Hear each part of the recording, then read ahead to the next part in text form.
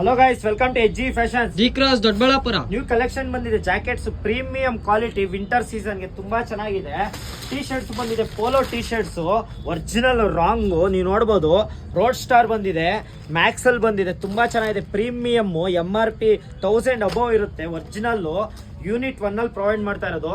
1050ಗೆ 3 provide ಮಾಡ್ತಾ ಇದ್ದೀನಿ. ಮ್ಯಾಕ್ಸಲ್ ಬಂದಿದೆ, ತುಂಬಾ ಕಲೆಕ್ಷನ್ಸ್ ಇದೆ. ಜಾಕೆಟ್ ನೋಡ್ಬೋದು ನೀವು, ತುಂಬಾನೇ ಕಲರ್ಸ್ ಇದೆ.